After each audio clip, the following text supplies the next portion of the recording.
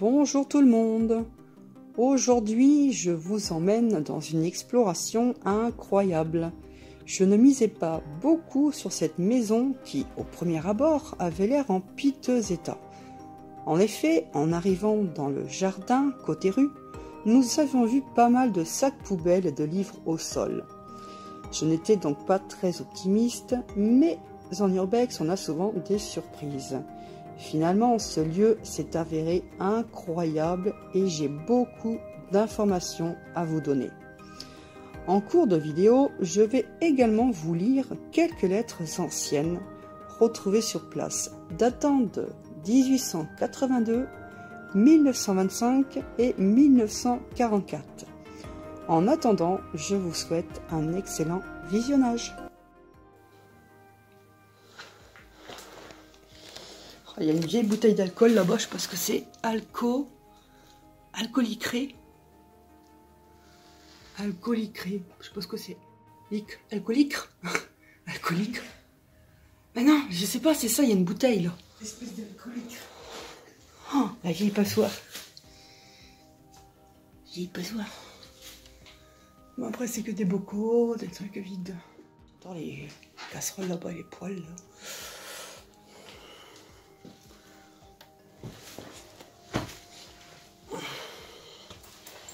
Les interrupteurs aussi, à l'ancienne.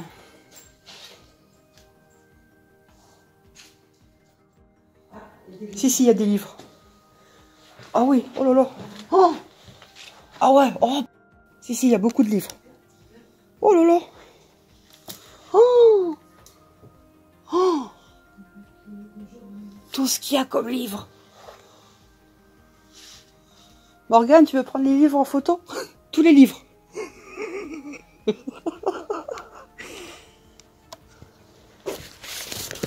Nouveau détective. Alors, quelle année? Nouveau détective. Alors, quelle année? Nouveau détective. Alors, quelle année? Quelle année? 88. Oh la vache. Ah bon, quand même des belles surprises finalement. Franchement, en rentrant...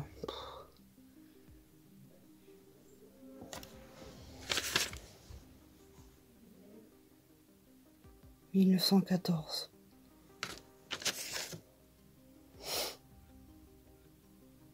« 1936.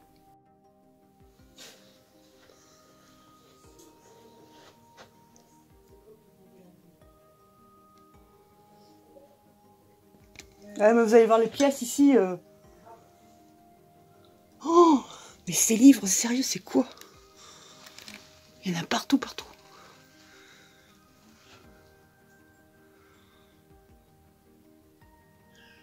Je suis sûre qu'il y a des vieux livres là-dedans.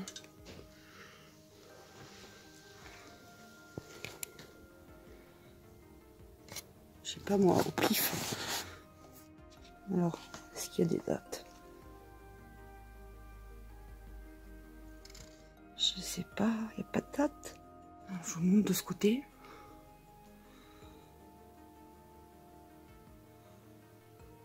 Et tous ces livres en haut.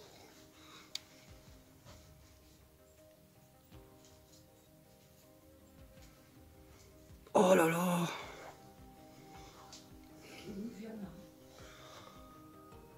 Putain, ça c'est des vieux. On peut même pas les prendre, ils vont se casser.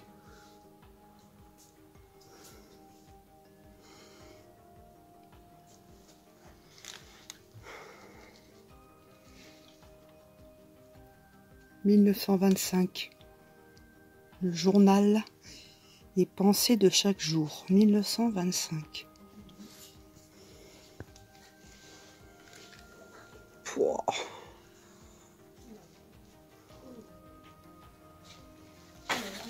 Le cavalier sans tête.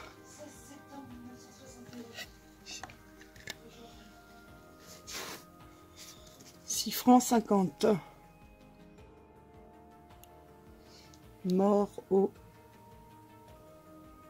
ténor. Impossible de regarder tous les livres, hein, forcément. Vous étiez bien. Il y a de sacrées belles tables. Hein. Belle la table.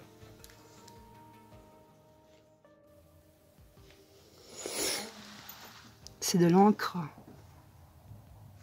C'est hyper triste pour monsieur qui habite ici. Ouais, c'est clair. Oh là là, t'as vu tous ces livres? Ben oui, t'as la moitié qui est par terre quoi. Encore la moitié, je suis gentille. Soit ce qui est dehors et ce qui est par terre. C'est impressionnant. C'est la seule pièce où il y a encore à peu près les livres dans l'étagère quoi. Très bizarre, on s'amuse à la manger. Le tas de bouquins. Je sais pas. Détective. 88. Vous avez dit qui vous avez.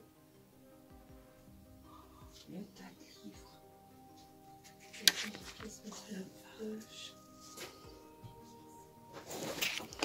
Je sais pas ce que c'est, j'arrive même pas à lire ce truc-là.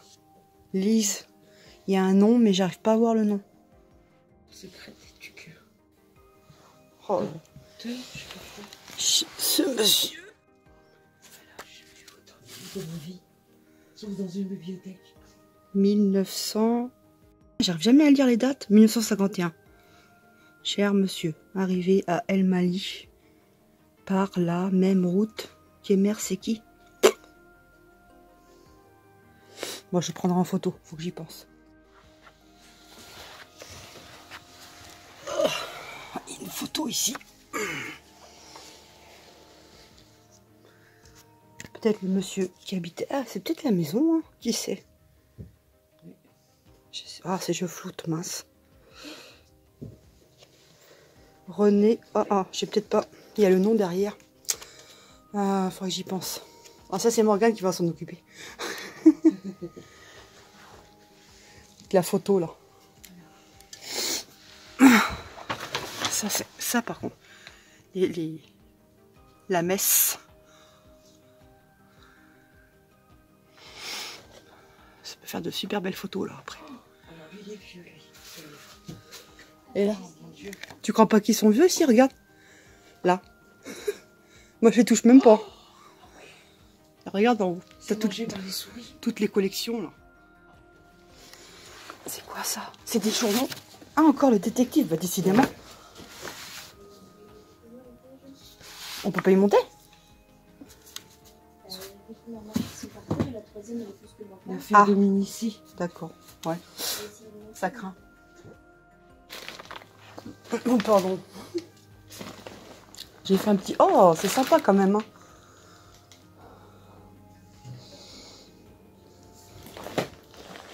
Bon, c'est dommage, quoi. Que... Oh là là, le bordel par terre, quoi.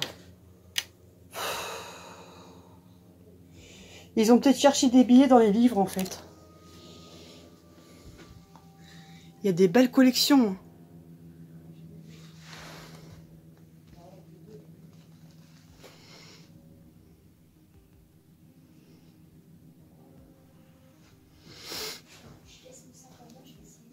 Ok. Là,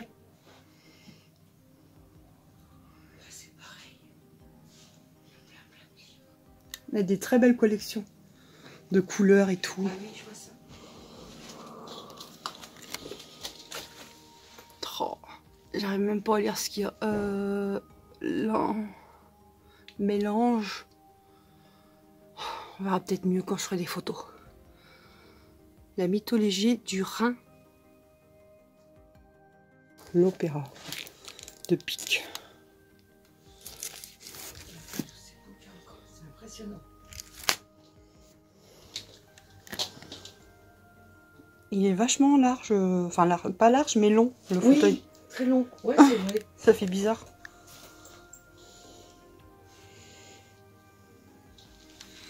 Elle est belle cette collection là. Comment ça? Oh ouais. Ouais. N'empêche qu'il y en a pour une fortune. Hein. Moi. Oh, le vieux transistor. Un petit transistor là. Sony. Bon, on imagine l'ancien propriétaire dans le fauteuil, en train d'être auprès de sa cheminée et de lire tous ses livres. Tiens, je vais regarder Le Monde. Il est de quelle année? 2012. 2012. Alors là, on a la mer là-bas, mais là on la voit pas d'ici. Il faut aller dans l'autre pièce. Bon, ce qui est malheureux, voilà. Bon, voilà, c'est ça. Regardez par terre. Ça a été. Après, c'est peut-être en cours de, je sais pas, des barons, je sais pas, j'en sais rien. Quel dommage. Quel dommage.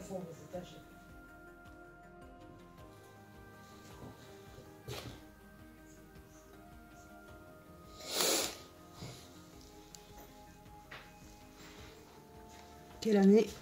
1881. 1881. Là. Il faudra que je fasse les photos. Pour l'instant, c'est de la vidéo. Oh, je vais faire mon temps. Comme ça, on n'en parle plus. Il y a un très beau lustre. Hein. Ça doit être une belle maison. Hein. Oh oui.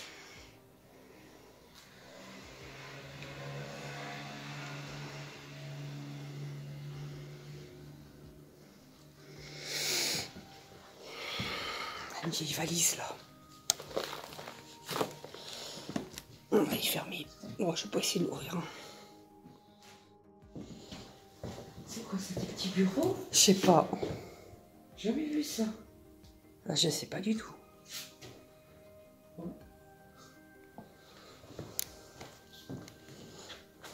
Ah, la petite chaise. Ah oui. C'est pas pour nous, hein, ça. C'est trop bas, ça. C'est quoi pour nous? Ah, moi, je me relève pas après. Hein. Non, non. Alors, tout à l'heure, c'est vrai que Morgane a dit, on dirait que ça avait commencé à être rénové un peu, là. Ça se voit, d'ailleurs. Je vous montre ce lustre-là aussi.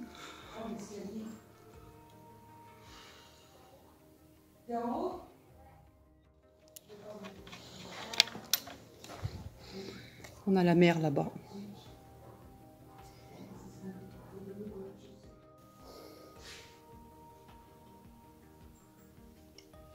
Vidange, bien mettre les barres obliques au volet. C'est bizarre ça, oui, effectivement. Tailler le lierre grimpant.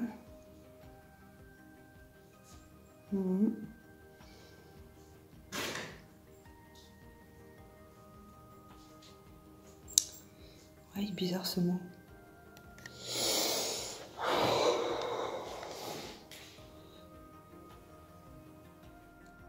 Il n'y a pas des masses non plus. La rambarde de gauche. Ouais, à ta gauche. Ouais. Là, t'accroches pour la facilité. T'inquiète. Ça va le faire. Dans les pièces là aussi, c'est très mou.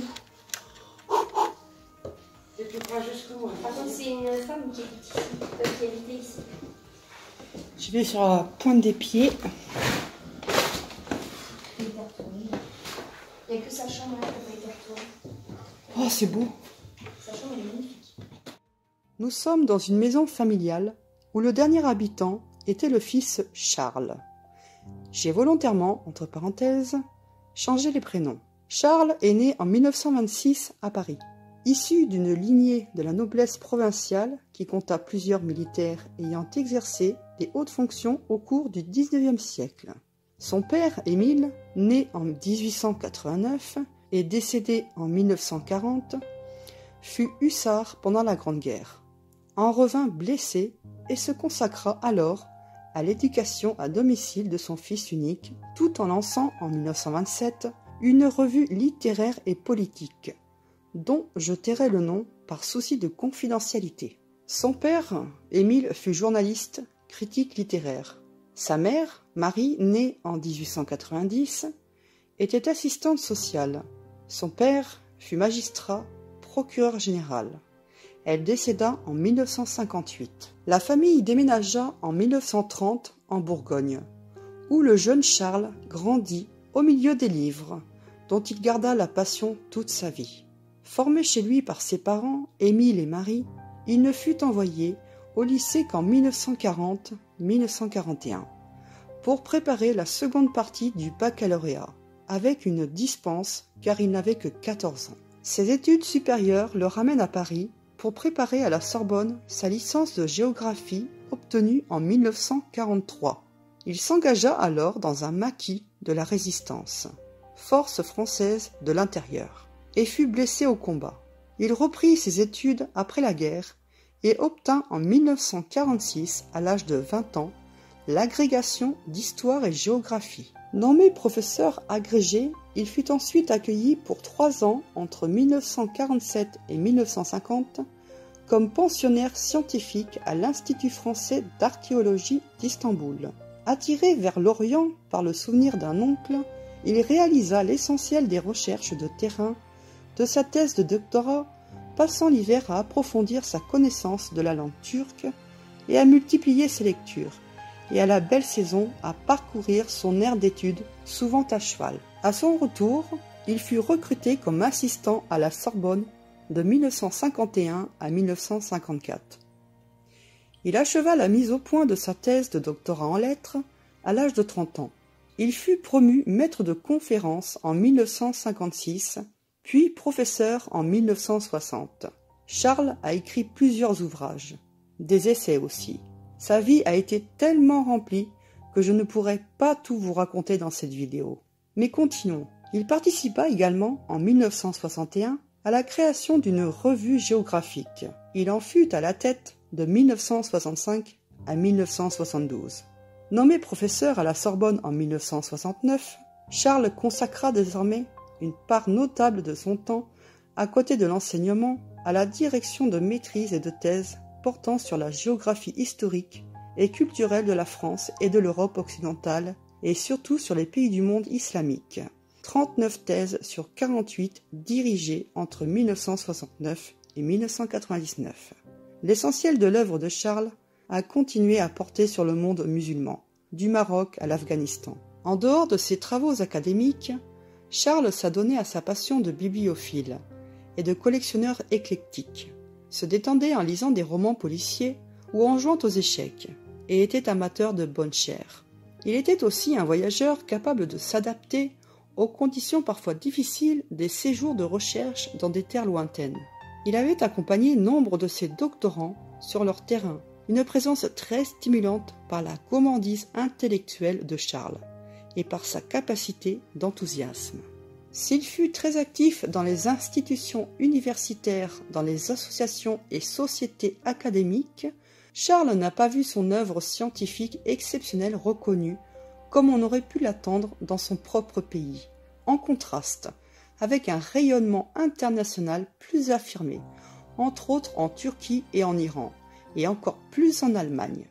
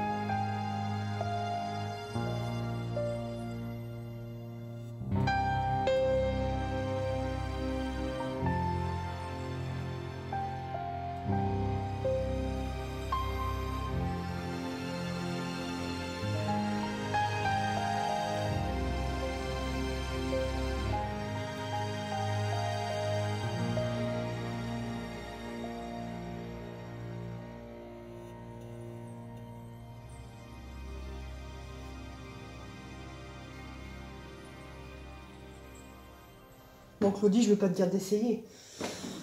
Bah, avec des genoux en plus très visibles. Wow. Putain, une salle de bain en long comme ça, quoi. C'est bizarre, mais surtout que le lavabo il est de l'autre côté, ça va. Plus bizarre. Oh.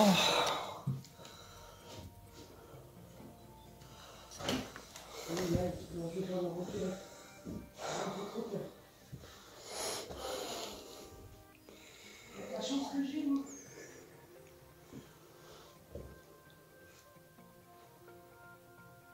C'est beau.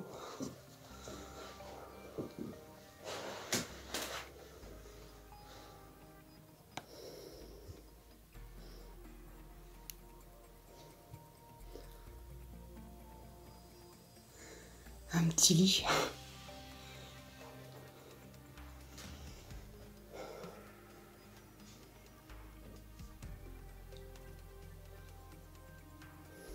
Pour se chauffer.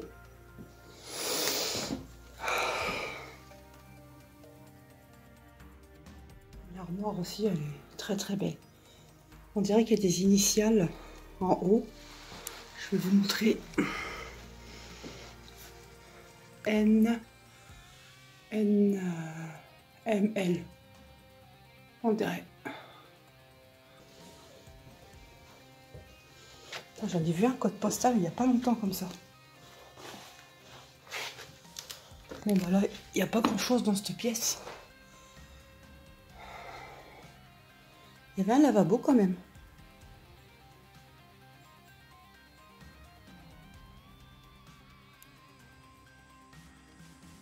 Là, t'as du document, Morgane.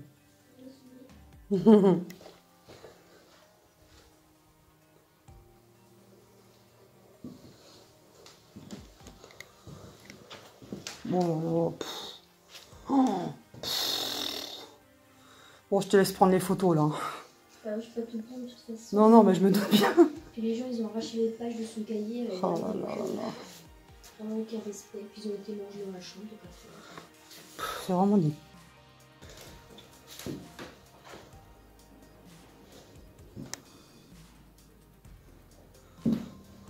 Oh là là, le bordel ici. Oh non, mais sérieux quoi. Mais c'est quoi? Mais c'est quoi toutes ces boîtes de sardines là-bas?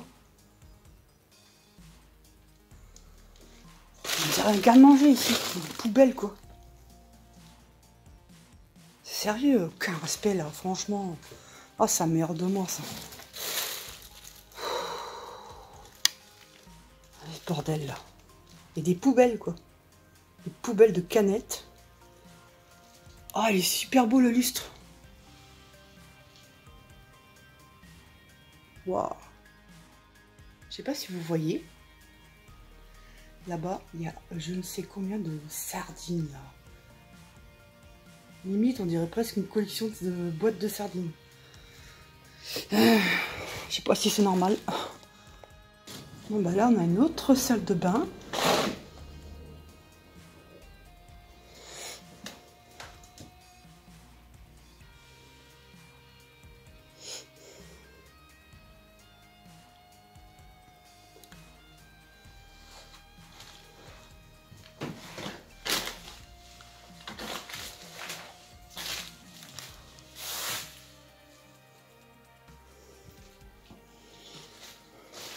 Le bidet.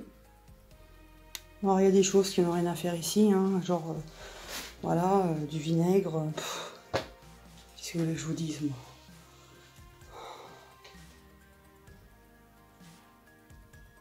C'est beau, ça. Bien authentique. Il y a plein de photos, là, Morgane. Je sais pas si t'as vu. Oh là là! Photos de mariage, des agendas, 1965, j'arrive pas à l'ouvrir, énormément de photos.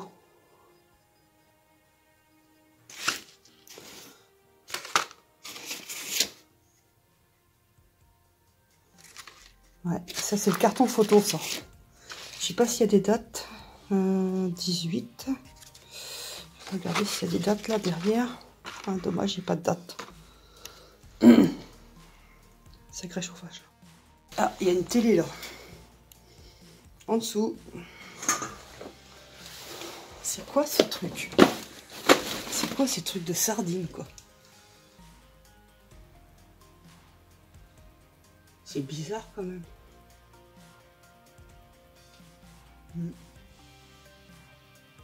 C'est des vieilles boîtes de sardines en fait. J'ai l'impression.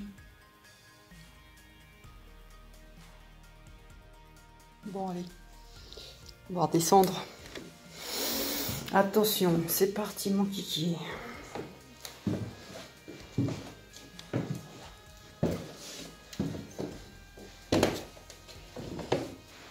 Je vais prendre une photo d'ici, tiens. C'est pas mal. Allez, c'est reparti. Allez, maintenant on va faire les photos. Bon, faut pas que je me casse la...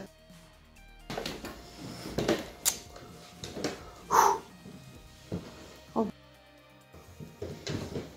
C'est chaud.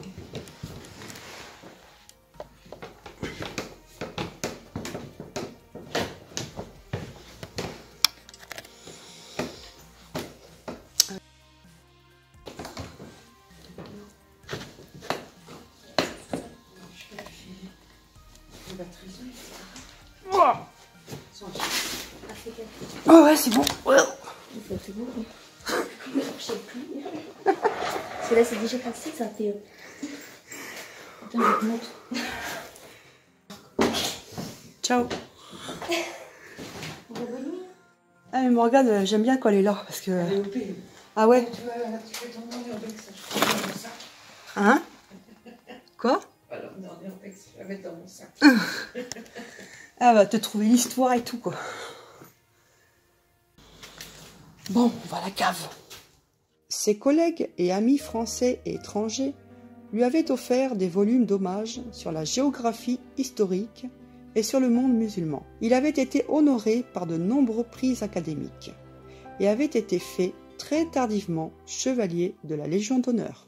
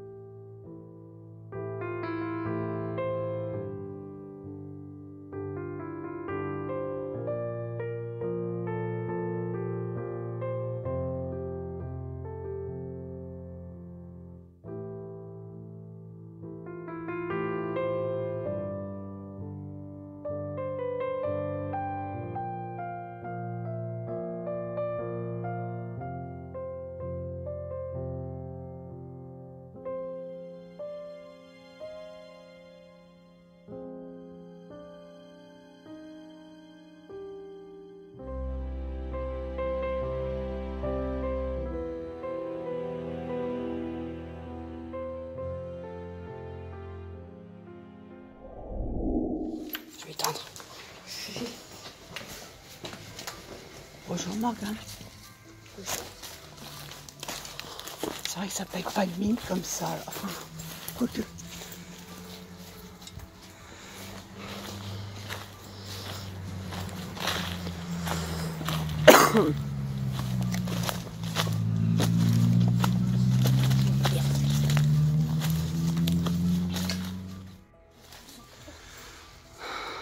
D'accord.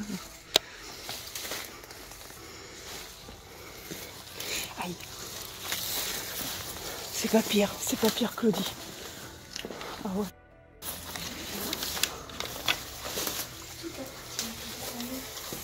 Ah ouais, d'accord. Ça, les étiquettes avec les dates dessus. 2011. 7 mars 2011.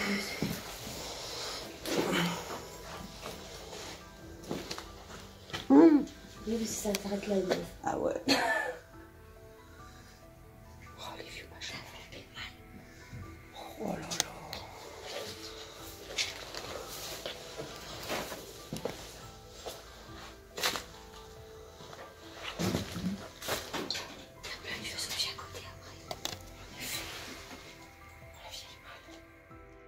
Ah, elle là.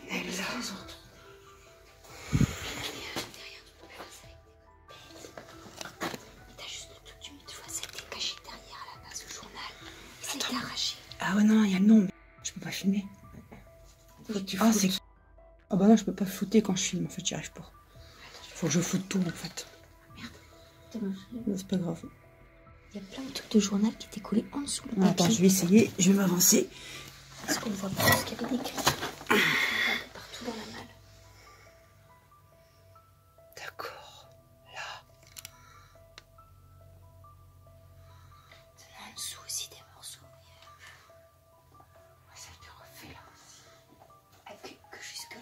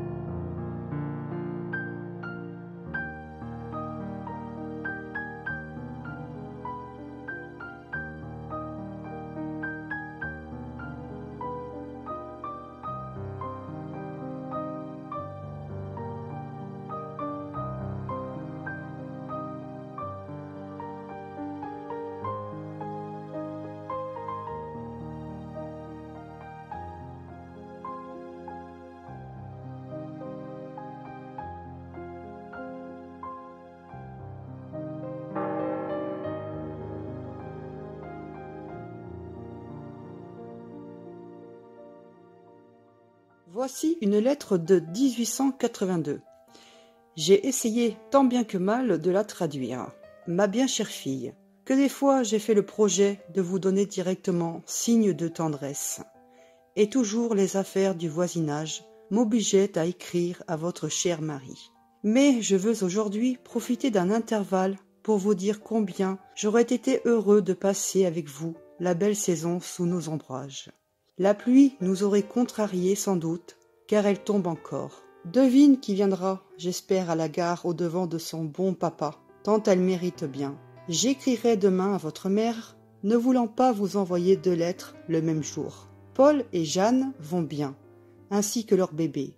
Jacques court comme un écureuil, surtout pour venir chercher des goûters chez bonne maman tous les matins. Ils vont faire de bonnes parties avec Loulou. Chère Alphonsine, embrassez pour moi votre mère, votre mari, tante Nata et les bébés.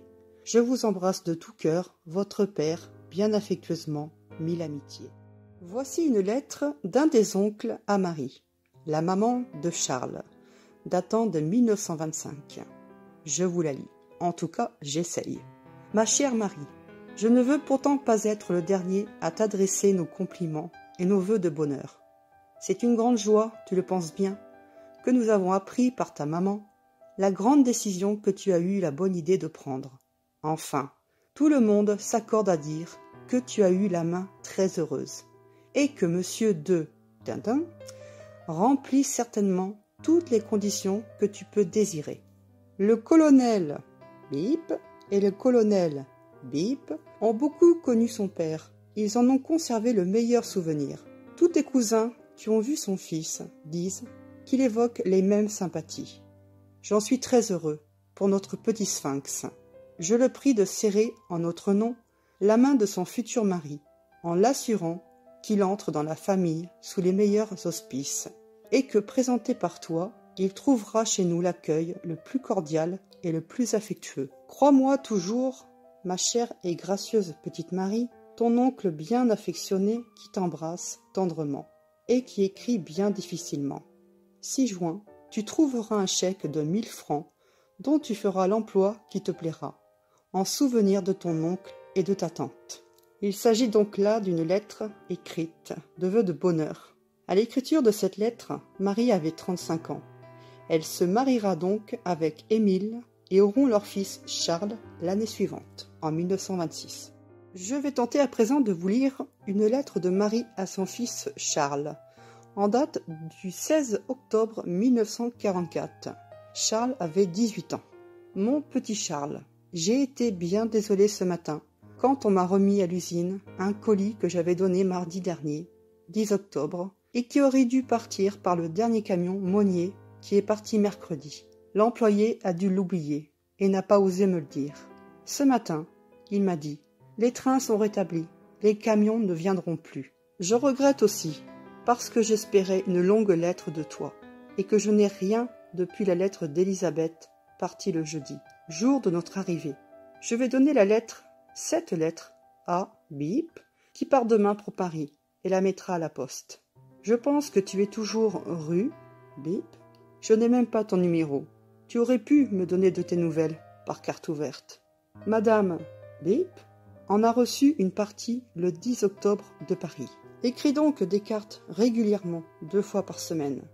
Entre parenthèses, la maman était un peu exigeante. C'est pas dans la lettre, ça. Je vais essayer de t'envoyer demain du pain d'épices et des gâteaux par colis postal.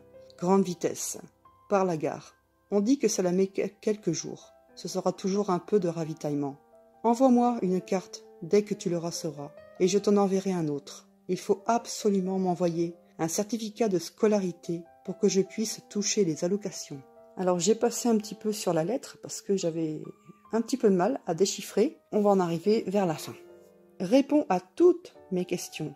Si tu m'écris avec le certificat, tu pourrais me parler de ce que tu as touché d'argent. Aussi, si ta bourse est accordée. Je t'embrasse de tout cœur, mon petit Charles. Je voudrais tant te revoir, mais quand? Le métro circule-t-il?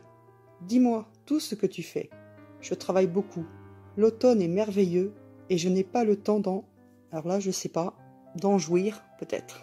Ta maman qui t'aime.